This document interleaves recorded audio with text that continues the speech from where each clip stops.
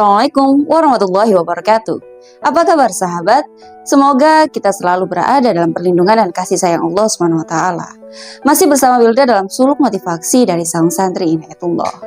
Sahabat, keadaan kedua yang tidak bisa terlepas dari dalam diri manusia dalam hal mencari nafkah dan penghidupan adalah ketidakmampuan untuk memenuhi kebutuhan atau nafkah.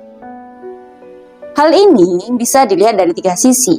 Bisa jadi sebab kemalasan, sebab tawakal, atau sebab zuhud dan qanaah. Jika seandainya ketidakmampuan ini terjadi karena kemalasan seseorang, maka orang yang berada dalam keadaan ini selamanya tidak akan pernah mendapatkan kekayaan, sukacita, dan kegembiraan. Mengapa? Karena kemalasannya itulah yang menahan dirinya untuk berbuat sesuatu yang lebih dari yang biasa ia lakukan, serta membuatnya tidak mau keluar dari zona nyaman yang sudah ia buat. Ia mungkin merasa iri atas kesuksesan orang lain, tetapi kemalasannya membuatnya tidak tergerak dan juga bergerak untuk mendapatkan setidaknya kesuksesan yang sama seperti orang tersebut. Ia akan terus-menerus berada dalam kehidupan yang monoton hari demi hari dan hanya merasakan kelelahan tiada henti dan juga kesesatan yang tidak berujung. Kemudian sebab yang kedua adalah tawakal. Sahabat, jangan sampai salah paham.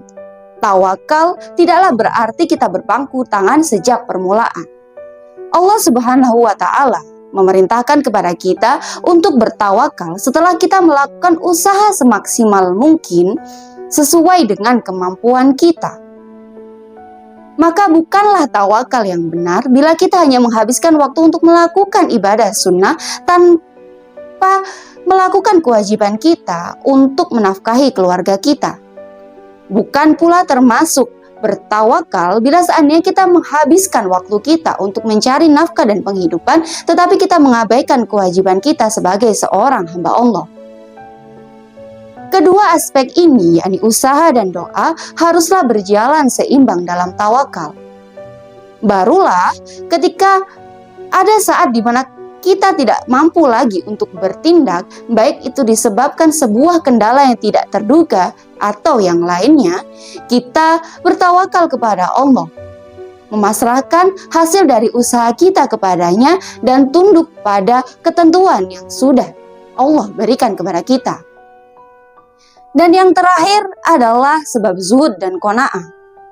Ketidakmampuan karena zuhud dan qanaah ini terjadi karena pengetahuannya akan betapa berat bertanggungjawaban yang harus ia hadapi sebab harta dan kekayaannya di akhirat kelak.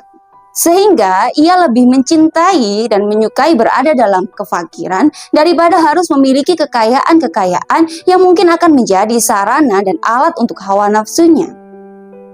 Ketidakmampuan ini bukan terletak pada usaha yang ia lakukan untuk mencari nafkah dan penghidupan.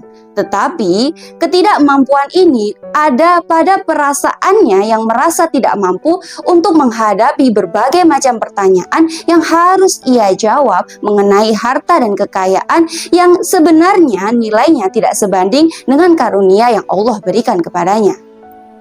Wallahu a'lam. Sekian, wassalamualaikum warahmatullahi wabarakatuh.